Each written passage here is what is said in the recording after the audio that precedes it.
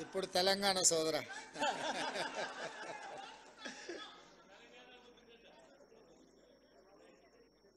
Jawahar Lal Nehru journalist society ఆధ్వర్యంలో ఆనాడు doctor YS Rajasekhara Reddy గారు ఈ సమాజానికి పట్టిన రుగ్మతలను అనుభవిస్తున్న సమస్యలను పరిష్కరించే డాక్టర్లుగా జర్నలిస్టులను గుర్తించి సమాజానికి చికిత్స చేసే డాక్టర్లు అనారోగ్యానికి నిర్లక్ష్యానికి గురైతే అది సమాజానికి నష్టము అన్న ఆలోచనతో ఆనాడు జర్నలిస్ట్ మిత్రులందరికీ కూడా ఇంటి స్థలాలు కేటాయించాలని డాక్టర్ వైఎస్ రాజశేఖర రెడ్డి గారు శ్రీమతి సోనియా గాంధీ గారి నేతృత్వంలో నిర్ణయం తీసుకోవడం జరిగింది. సరే, ఆనాటి నుంచి ఈనాటి వరకు జరిగిన పరిణామాలు నేను పెద్దగా వివరించదలసిన అవసరం లేదు, మీకు అందరికీ తెలుసు. కానీ ఈరోజు ఒక పండగ వాతావరణంలో 1100 మంది జర్నలిస్టు కుటుంబ సభ్యుల సమక్షంలో నిలబడి ఈ సమస్యకు శాశ్వత పరిష్కారం చూపించిన సహచార మంత్రివర్గ సభ్యులు పొంగులేటి శ్రీనివాసరెడ్డి గారు, అదేవిధంగా కార్యక్రమంలో పాల్గొన్న సహచార మంత్రివర్గ సభ్యులు పొన్నం ప్రభాకర్ గారు, మేమందరం గౌరవించి ప్రభుత్వం ఏర్పడ్డ తర్వాత నేను తెలంగాణ రాష్ట్రానికి ముఖ్యమంత్రి కావాలని ఎంత బలంగా అనుకున్నానో ప్రెస్ అకాడమీ చైర్మన్గా శ్రీనివాసరెడ్డి గారిని కూడా నియమించాలని అంతే బలంగా నేను ఆనాడు భావించిన. ప్రెస్ అకాడమీ చైర్మన్గా పెద్దలు శ్రీనివాసరెడ్డి గారు ఈనాడు ఈ కార్యక్రమాన్ని ఏర్పాటు చేసి ఇందులో పార్లమెంట్ సభ్యులు చామల కిరణ్ రెడ్డి గారు, శాసన సభ్యులు మల్రెడ్డి రంగారెడ్డి గారు, వేం నరేందర్ రెడ్డి గారు, నగర ప్రథమ పౌరురాలు గద్వాల విజయలక్ష్మి గారు, అదేవిధంగా డిప్యూటీ మేయర్ శ్రీలత గారు, ఐఎన్టీఆర్ కమిషనర్ హనుమంతరావు గారు, సోదరులు పాత్రికేయ మిత్రుడు దేవులపల్లి అమర్ గారు, వేదిక మీద ఉన్న పెద్దలు, తెలంగాణ సమాజానికి ప్రతినిధులుగా ఉన్న జర్నలిస్టు కుటుంబ సభ్యులందరికీ కూడా ఈ సందర్భంగా అభినందనలు తెలియజేస్తున్నాను. ప్రతి సమస్యకు ఏదో ఒక పరిష్కారం ఉంటుంది. పరిష్కారం గొప్పగా ఉండొచ్చు, పరిష్కారం మామూలుగా ఉండొచ్చు. కానీ పరిష్కరించవలసిన వ్యక్తులు బాధ్యతాయుతంగా వ్యవహరించినప్పుడే ఆ సమస్యకు పరిష్కారం దొరుకుతుందని చెప్పి నేను బలంగా నమ్ముతాను.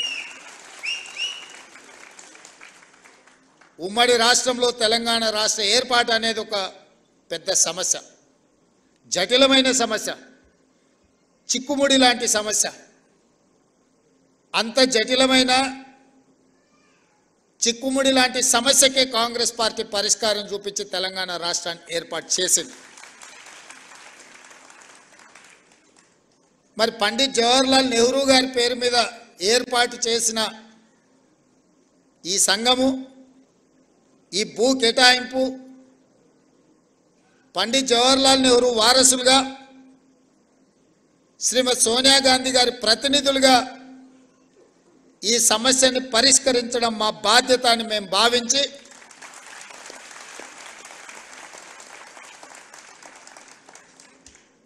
మా మిత్రుడు శ్రీనివాసరెడ్డి గారు 2 శాఖలు వారు కోరుకోలేదు. రెవెన్యూ శాఖ వారు కోరుకోలేదు, ఐ&పిఆర్ శాఖ వారు కోరుకోలేదు. ఈ రెండింటిని నేనే వారిని తీసుకోవాలని చెప్పి ఢిల్లీలో చెప్పి వారికి శాఖలను కేటాయించింది. వారు ఆ 2 శాఖలను ఉపయోగించి ఈరోజు మీ సమస్యకు పరిష్కారం చూపించారు.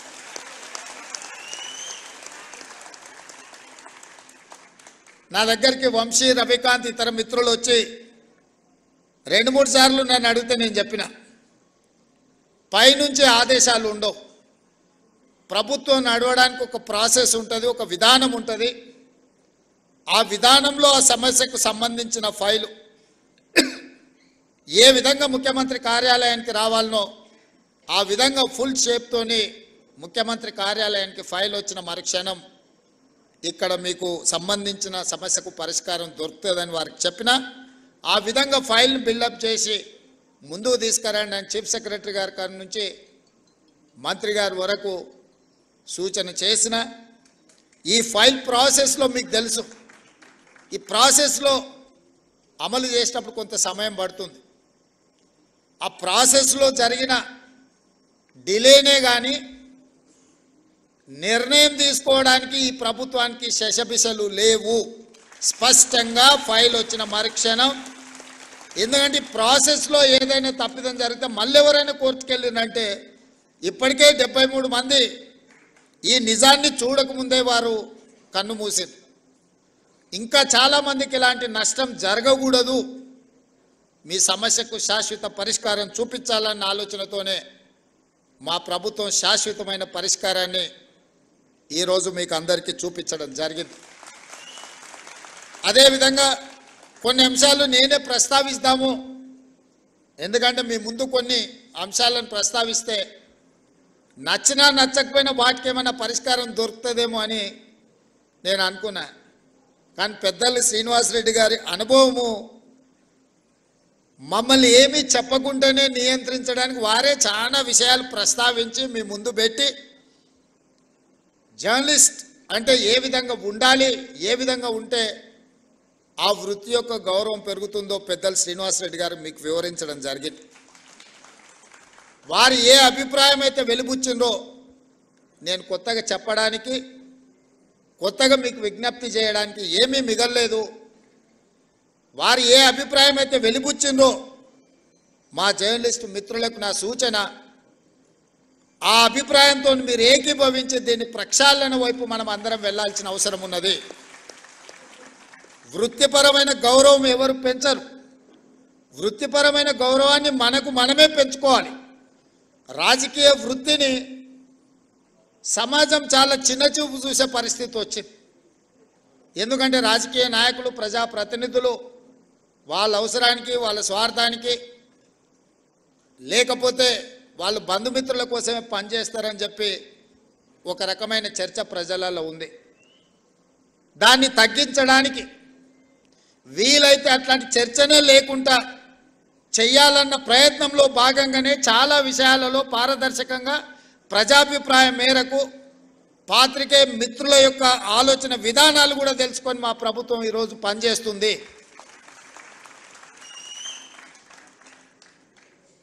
వ్యవస్థల మీద నమ్మకం పెంచాలి అన్నదే మా యొక్క ఆలోచన. ఈ వ్యవస్థలలో ఒక భాగం జర్నలిజం.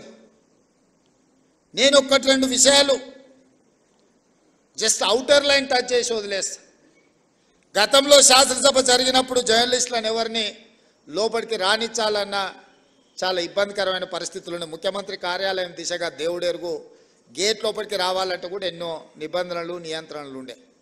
నేను వచ్చిన వెంబడే స్పీకర్ గారికి రిక్వెస్ట్ నేను చేసిన, మీరు చేయలా, మీ మిత్రులకు కూడా అడిగిన. గతంలో ఉమ్మడి రాష్ట్రంలో ఉన్నప్పుడు అసెంబ్లీ మీడియా కమిటీ అని జర్నలిస్టుల నుంచి ఒక కమిటీ వేసుకొని ఆ కమిటీనే ఏ రకంగా అసెంబ్లీ పాసులు ఇవ్వాలనో వాళ్ళే స్పీకర్ గారితో చర్చించి ఒక నిర్ణయం తీసుకునేది. ఈ మధ్యలో మేము అనుమతిస్తే ఒకే పత్రికకు, ముఖ్యంగా పొలిటికల్ పార్టీ ఓన్డ్ మీడియా, రాజకీయ పార్టీలు వాళ్ళ విధానాలను చెప్పుకోవడానికి ఒకప్పుడు పత్రికలను పెట్టుకున్నారు. అంటే సిద్ధాంతపరమైన వైరుధ్యాలు ఉన్నప్పుడు సిద్ధాంత భావవ్యాప్తి కోసము ఆనాడు రాజకీయ పార్టీలు వాళ్ళ సిద్ధాంతాలను ప్రజలకు వివరించడానికి, ప్రజల్ని ఆ సిద్ధాంతం వైపు ఆకర్షితులను చేయడానికి, ఆ సిద్ధాంతం ద్వారా సమాజానికి మేలు జరగడానికి ఆనాడు రాజకీయ పార్టీలు పత్రికలను పెట్టుకున్నారు. దాంట్లో ప్రథమ కోవాలో కమ్యూనిస్టు సోదరులు వస్తారు. వాళ్ళు ఏ రోజు కూడా సిద్ధాంతపరమైన అంశాలనే ఆ పత్రికలలో రాసేవాళ్ళు, క్రోడీకరించేవాళ్ళు, విశ్లేషించేవాళ్ళు.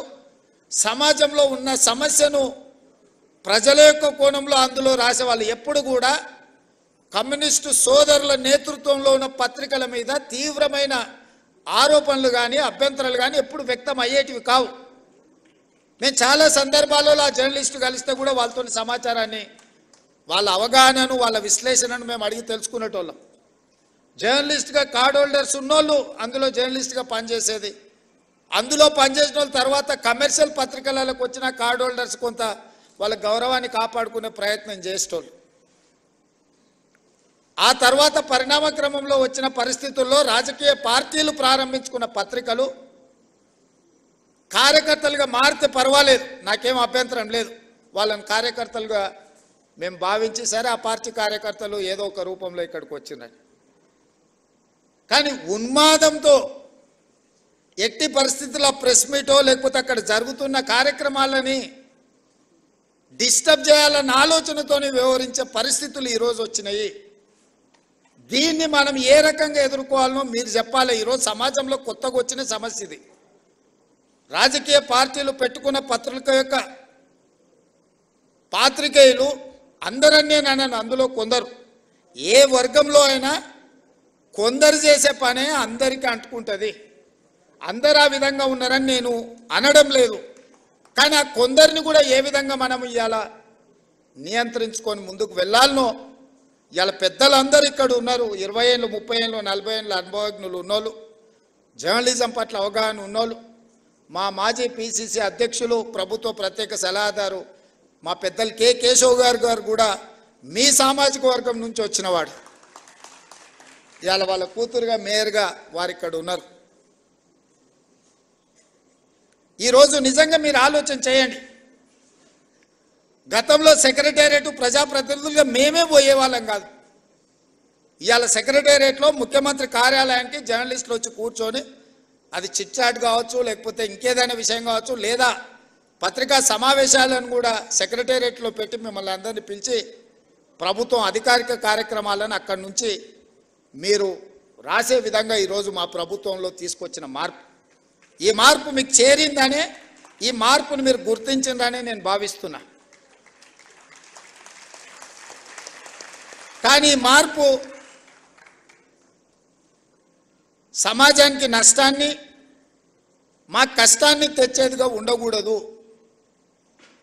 కొన్ని రాజకీయ పార్టీలకు సంబంధించిన పాత్రికేయ మిత్రులు, కొంతమంది మంత్రుల కార్యాలయాలు లేకపోతే ఇతర దగ్గర ఒకేసారిగా చాలామంది వచ్చి అక్కడ కూర్చొని అక్కడ ఉన్న జరగని వాటిని జరిగినట్టుగానో లేకపోతే జరిగితే బాగుంటుందని కొంతమందిని పాసులు ఇచ్చి తీసుకొచ్చి లోపలికి తీసుకొచ్చి అనవసరమైన రాద్ధాంతాలను సృష్టించే ప్రయత్నాలు చేస్తున్నారు. మరి ఇట్లాంటి వాటిని ఎట్లా నియంత్రించాలనో మీరే నిర్ణయించి మీరే వాటిని ఏదో ఒక రకంగా ఒక కొలిక్కి పట్టుకురావాలి. అసెంబ్లీలో పాసులు ఇచ్చినా కూడా అవసరానికి మించి వాళ్ళే వచ్చి ప్రెస్ మీట్ పెడితే కూడా గుర్తింపు పొందిన జర్నలిస్టులకు కుర్చీ దొరకదు. వాడు యూట్యూబ్ అంటాడు, వాడు ఆ ట్యూబ్ అంటాడు, వాడు యూట్యూబ్ అంటాడు, వాడు వచ్చి మొదటి సీట్లలో కూర్చుంటాడు. వాళ్ళు ఏం అడుగుతారో వాళ్ళకి మేము ఏం చెప్పాలో మాకు అర్థం కాదు.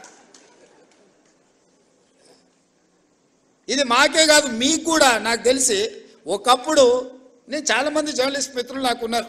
సీనియర్ జర్నలిస్ట్ రాగానే లేచి కూర్చొచ్చి వీళ్ళు వెనక్కి పోయి కూర్చునేటోళ్ళు. మేము పత్రికా సమావేశం పెడితే కూడా ఒకవేళ డెస్క్ ఇన్ఛార్జీలు లేకపోతే మీ దాంట్లో సీనియర్ జర్నలిస్టులు వస్తే, వేరే సంస్థకి సంబంధించిన జర్నలిస్ట్ వస్తే కూడా లేచి జూనియర్స్ లేచి ముందు వరుస వాళ్ళకి ఇచ్చి వీళ్ళు వెనక్కి పోయేటోళ్ళు. ఇప్పుడు విపరీతం ఎట్లయిపోయిందని అంటే అసలు కంటే కొసరోళ్ళది ఎక్కువైపోయింది. ఎవరిది ఏ ట్యూబో తెలుస్తలేదు మాకు.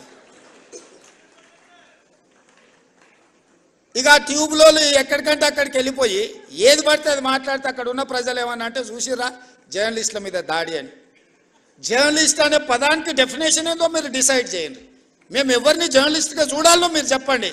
ఎవడు దోస్తే వాడు ట్యూబ్ పెట్టుకొని ఆ ట్యూబ్లో పెట్టుకొని వాడి మెడలో పట్టేసుకొని మెడలో ఇది కట్టుకొని వాడు నేను ట్యూబ్కో జర్నలిస్ట్ అని బయలుదేరితే వాళ్ళు వ్యవహరించే విధానాన్ని బట్టి ప్రజలు వ్యవహరిస్తారు. ఏది పడుతుంది మధ్యలోనే అడ్డం దొడ్డం మాట్లాడి ఏదైనా ఏమన్నా అంటే చూసిరా జర్నలిస్టుల మీద. సో ఈ విధానానికి ఎక్కడో ఒక దగ్గర పులి స్టాప్ పెట్టాలి. దీన్ని ఆలోచన చేయాల్సింది మీరే.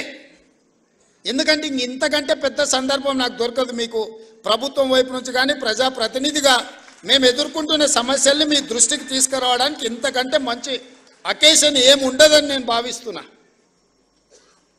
అక్రిడేషన్ కార్డుల గురించి పెద్దలు శ్రీనివాసరెడ్డి గారు చెప్పారు. ఇద్దరు శ్రీనివాసరెడ్డి స్క్వేర్ ఈరోజు మీ సమస్యల్ని మీ ముందర పెట్టారు. నిజమైన జర్నలిస్టును ఒక్కరిని కూడా అగౌరవపరచాలన్న ఆలోచన కానీ వాళ్ళకి అక్రిడేషన్ కార్డులు కానీ ఆరోగ్య భద్రత కార్డు కానీ ఇంటి పట్టాల విషయంలో కానీ మీకు ఎలాంటి నష్టం జరగకుండా చూసే బాధ్యత ఈ ప్రభుత్వం అని చెప్పి నేను మీకు మాట ఇస్తున్నా. కానీ ఎట్ ద సేమ్ టైం ఈ ప్రభుత్వం ఎదుర్కొంటున్న అనవసరమైన రాద్ధాంతాలను నియంత్రించాల్సిన బాధ్యత మీ మీద ఉన్నది. మీరు డిఫైన్ చేయండి ఎవరిని జర్నలిస్ట్గా మేము గుర్తించాలి, ఆ జర్నలిస్ట్కు ఉన్న ఎథికల్ లైన్ ఏంది, ఏ హద్దు దాటకుండా జర్నలిస్టు ఉండాలి, ఆ జర్నలిస్టు హద్దు దాటి వివరించినప్పుడు ఎదురుగున్నోడికి క్షణికావేశానికి లోనైనప్పుడు జరిగే పరిస్థితులు ఎట్లా ఉంటాయి, వీటన్నిటిని కూడా మనము ఆలోచన చేసి ఒక పరిష్కారం చూపించుకోవాల్సిన బాధ్యత మన మీద ఉన్నది. నేను ఇంకొక మాట కూడా చెప్పదలుచుకున్నా.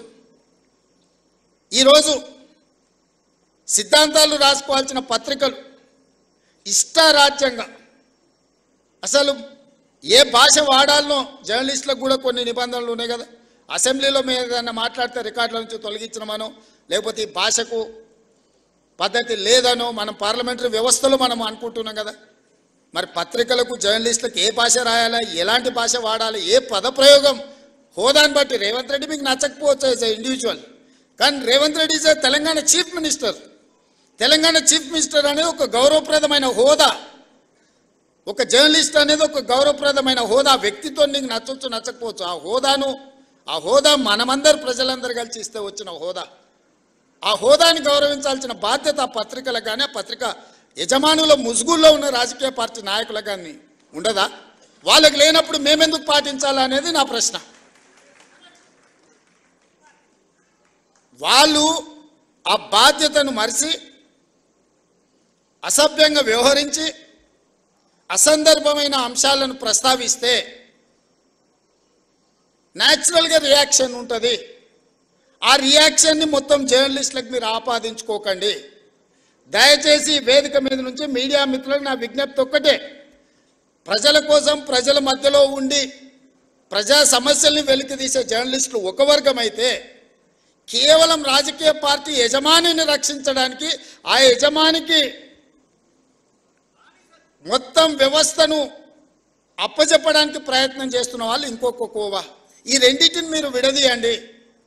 ఈ రెండింటిని కలగాపులగం చేయడం ద్వారా నిజమైన జర్నలిస్టుకు నష్టం జరుగుద్ది. ఆ నష్టం జరగకుండా ఉండడానికి అవసరమైన ప్రణాళికలు మీరు సిద్ధం చేయండి అని చెప్పి నా వైపు నుంచి విజ్ఞప్తి.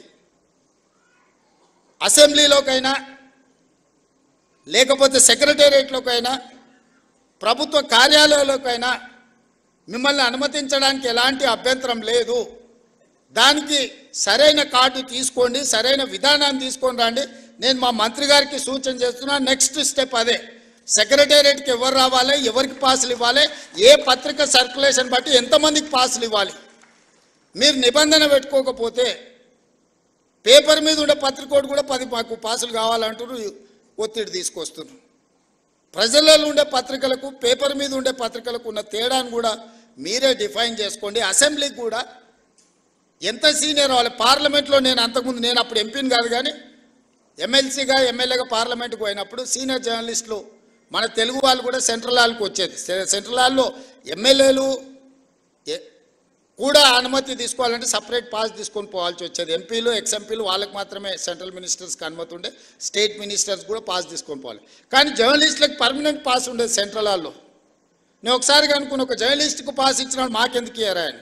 అంటే వాళ్ళు 20-25 ఇయర్స్ వాళ్ళు ఈ ప్రొఫెషన్లో ఉండరు, వాళ్ళు దీన్ని అగౌరవపరచరు, వాళ్ళు ఒక గౌరవప్రదంగా దీన్ని కాపాడతారు కాబట్టి వాళ్ళకి సెంట్రల్ హాల్కి అనుమతి ఇచ్చిందని ఆ రోజు చెప్పారు.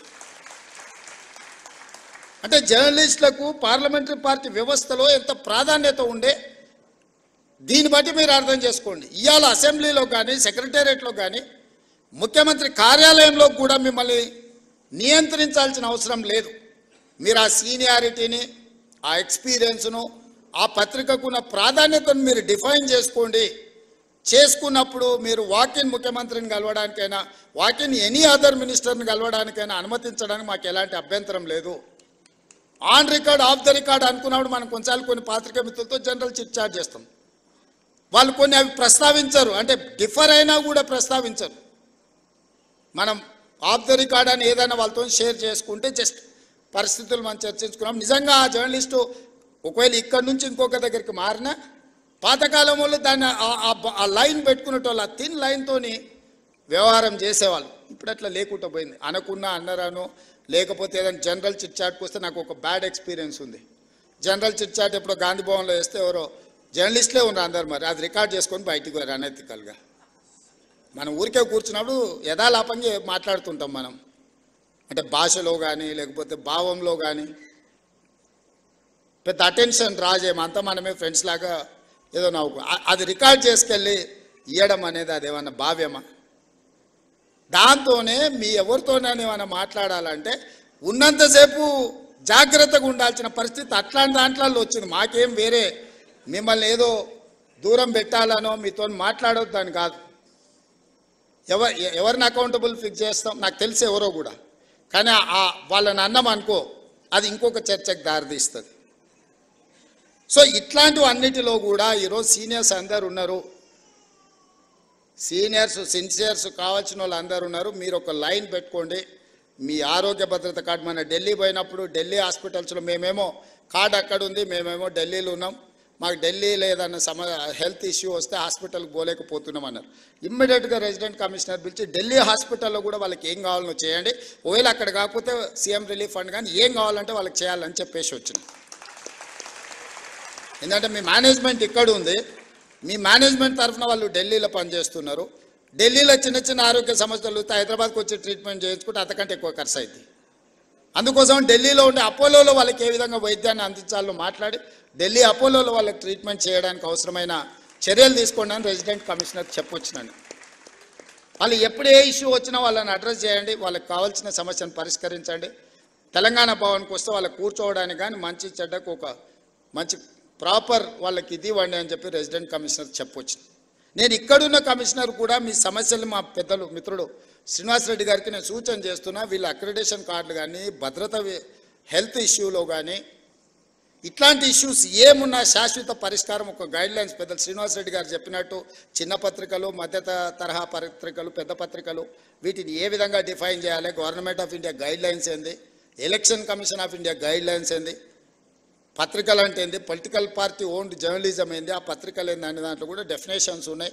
వాటి అన్నిటిని క్రోడీకరించి కొత్త విధి విధానాలను తయారు చేయండి. మీరు ఇచ్చిన విధి విధానాల మీద చర్చ చేసి క్యాబినెట్లో అప్రూవల్ ఇచ్చి దానికి చట్టబద్ధత కల్పించే బాధ్యత నాది.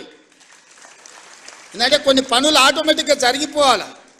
ఒకసారి ఒక రూల్ ఫ్రేమ్ చేసుకొని గైడ్లైన్స్ ఫ్రేమ్ చేసుకుంటే ఆ ఫ్రేమ్లోకి వస్తే ఆటోమేటిక్గా పని జరిగేటట్టు. ప్రతిసారి మళ్ళీ రావాలా, అడగాల, ప్రతి వ్యక్తిని నేను ఎగ్జామిన్ చేయాలనేది పరిస్థితి ఎందుకు? ఒక సిస్టమ్ తయారు చేస్తే సిస్టమ్ ఆటోమేటిక్గా దాని ప్రాసెస్లో అది నడవాలి అనేది, వ్యవస్థల్ని రివైవ్ చేయాలనేది నా ఆలోచన. అన్ని శాఖలలో గంటల కొద్దీ ఈరోజు సమీక్షలు చేస్తున్నది. దెబ్బతిని ఈరోజు వ్యవస్థలు కూలిపోయే పరిస్థితి వచ్చింది కాబట్టి ఆ వ్యవస్థల్ని నిలబెట్టడానికి, వాటిని బలోపేతం చేయడానికి, వాటిని నడిపించడానికి విధి విధానాలు ఖరారు చేస్తున్నాం. మనకు టూరిజం పాలసీ లేదు, ఎనర్జీ పాలసీ లేదు, స్పోర్ట్స్ పాలసీ లేదు. ఇట్లా చెప్పుకుంటూ వెళ్తే 10 సంవత్సరాల తెలంగాణకే పాలసీ లేదు. పాలసీ లేకపోవడం కూడా ఒక పాలసీ కింద భావించరు కొంతమంది. అట్లాంటి పరిస్థితి నుంచి ఒకటొకటిగా పరిష్కరించుకుంటూ విధి విధానాలను ఖరారు చేస్తూ మన ఎదురుకు వచ్చిన సమస్యను తాత్కాలికంగా పరిష్కరించడం కాదు, శాశ్వతంగా దానికి విధి విధానాలను రూపొందించండి అని చెప్పి అన్ని శాఖలను సమన్వయం చేసుకుంటూ ఈరోజు ముందుకు వెళ్తున్నాము. అనుకున్నంత ఆశామాసి కాదు ఈ ప్రభుత్వ వ్యవహారంలో బండి నడపడం. మీకు తెలియంది కాదు, మీరు అందరు కూడా చూసినారు. దానికి ఒకసారి ఎనుకో ముందో అవుతుంది. కొంతమంది అధికారులకు విధానం 10 సంవత్సరాలు ఒక సిస్టంలో పనిచేస్తే ఓవర్ నైట్ ఆ సిస్టమ్ అంతా మార్చాలనుకుంటే కూడా కొన్నిసార్లు వాళ్ళకి అర్థం కాదు కదా, అర్థం కావడానికి కూడా కొంత సమయం పడుతుంది. వాళ్ళు అనుకుంటారు 10 నెలలు అయితే వారే అవుతుండొచ్చు అని కూడా ఎదురు చూస్తుంటారు కొంతమంది. ఎందుకు అని అంటే ఆ 10 ఏళ్ళు అట్లా చూసినాం, సార్ ఏదో కొత్తలో ఊపులో ఉన్నట్టున్నాడు కానీ సార్కి కూడా తత్వం బోధపడుతుందో 10 నెలలు అయితే అనుకునేటోళ్ళు కూడా ఉంటారు. అట్లాంటివి ఏముండవు మిత్రులారా. మేము మీలో ఒకరమే. మీ సమస్యలను పరిష్కరించే బాధ్యత మాది. అదేవిధంగా ఇంకొక మాట చివరగా నేను ఒక మాట చెప్పదలుచుకున్న, సార్ అన్నీ చెప్పిండు కానీ మేము అడిగింది కానీ మేము కోరుకుంటున్నది చెప్తలేడని అనుకుంటున్నారు. మా సీనియర్ నేను ప్రెస్ అకాడమీ దగ్గర ట్రైనింగ్ పెట్టాలన్నా, క్లాసులు పెట్టాలన్నా, ఏదైనా చేయాలన్నా చిల్లి గవ్వ చేతిలో లేదు. ఈ నుంచి పోతే మళ్ళీ పాత రోజులే అన్నట్టుగా ఉంది అని మా సీనియర్ మనసులో ఉంది. అందుకే ప్రెస్ అకాడమీ దగ్గర ఒక 10 కోట్ల రూపాయలు మీ దగ్గర పెట్టుకోండి. మీకు కావాల్సిన ట్రైనింగ్ కానీ, ఫిలాసఫీ కానీ, ఐడియాలజీని కానీ, నేను మీ ఐడియాలజీ ఉన్న వాళ్ళని మారమని నేను చెప్పడం లేదు. నా జాబ్ అది కాదు. మీ లైక్లు డిస్లైక్లు ఇండివిజువల్గా ఒక రకం, మనం ఉన్న కుర్చీలో ఉండే బాధ్యత ఇంకొక రకము, మన యజమానులకు ఒక ఆలోచన ఉంటుంది. ఇవన్నీ సమన్వయం చేసుకునే బాధ్యత మీదే. కాబట్టి మీకు సంబంధించిన ప్రెస్ అకాడమీ రిలేటెడ్లో ఒక 10 కోట్ల రూపాయలు స్పెషల్ డెవలప్మెంట్ ఫండ్ ముఖ్యమంత్రి విచక్షణ అధికారంతో ఉండే దాని నుంచి ఒక 10 కోట్ల రూపాయలు కేటాయించే బాధ్యత తీసుకుంటా. అదేవిధంగా ఈ 1100 మందికి ఇచ్చారు కానీ ఇంకా 2000 3000 జర్నలిస్టులు ఉన్నారు. మా వాళ్ళు అప్పుడప్పుడు కలిసినప్పుడు, సార్ రాష్ట్ర విభజన అయింది, అటుపక్క పోయిన వాళ్ళకు కూడా ఇటుపక్క ప్లాట్లు వచ్చినాయి, మొత్తం ఇటుపక్క ఉన్న వాళ్ళకు రాలేదని కూడా మా మిత్రులు అప్పుడప్పుడు నా చెవిలో చెప్తుంటారు. బంజారా హిల్స్ వచ్చినప్పుడు బంజారా హిల్స్లో మీరు భాగస్వాములు అయినరు, జూబ్లీ హిల్స్ వచ్చినప్పుడు జూబ్లీ హిల్స్లో మీరు భాగస్వాములు అయినరు, గచ్చిబౌలి వచ్చినప్పుడు గచ్చిబౌలిలో మీరు భాగస్వాములు అయినరు, చివరికి ఆ కొంపల్లి వస్తే కొంపల్లి దగ్గర పేట్ బషీరాబాద్లో మీరు భాగస్వాములు అయినరు. ఇప్పుడు మా తెలంగాణ రాష్ట్ర ప్రభుత్వం ఫ్యూచర్ సిటీ తెచ్చుకుంటుంది కదా, డెఫినెట్గా ఫ్యూచర్ సిటీలో మీరు భాగస్వాములు అవుతారు.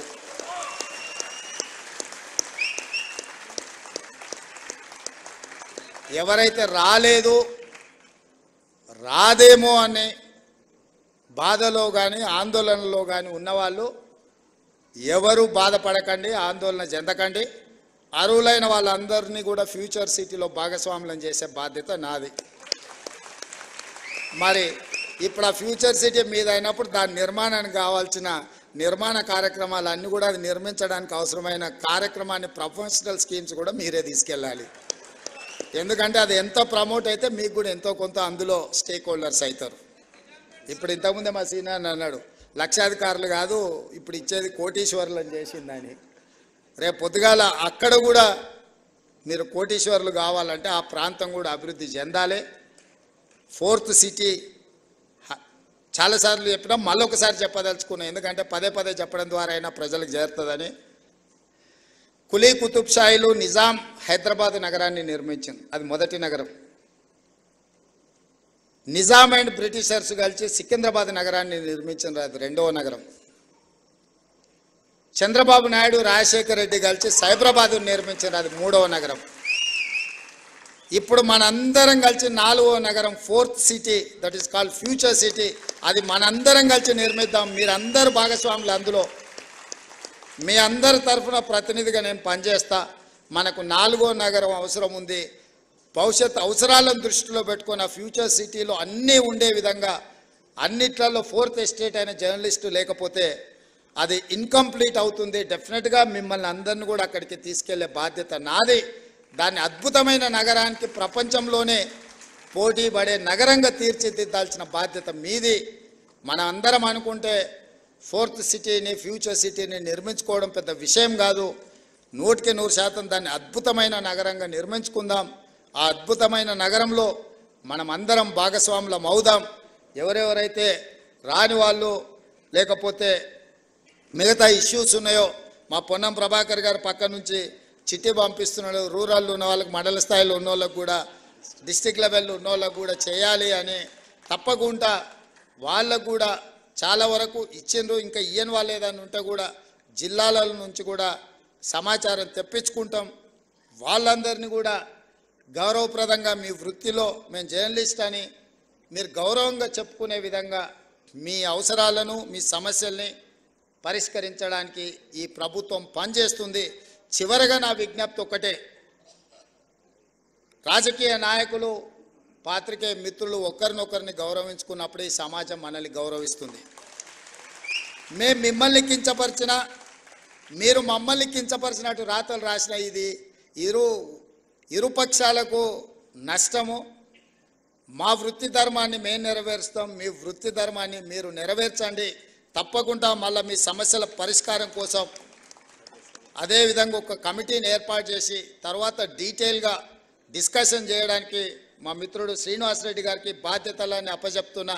వారితో కూర్చొని మాట్లాడుకొని ఈ శ్రీనివాసరెడ్డి గారి సహకారంతో ఆ శ్రీనివాసరెడ్డి గారి నిర్ణయాలతోని మళ్ళీ ఫైల్ తీసుకొని రాండి. తప్పకుండా మీ అందరికీ మంచి జరుగుతుందని తెలియజేస్తూ మీ అందరి దగ్గర సెలవు తీసుకుంటున్నాను. సీనాన్ అకాడమీ బిల్డింగ్ కంప్లీట్ అయింది, దీని ప్రారంభోత్సవం అంటుండు. డెఫినెట్గా ఏ కార్యక్రమం ఉన్నా నేను వస్తూనే ఉంటాను. భాస్కర్ గారు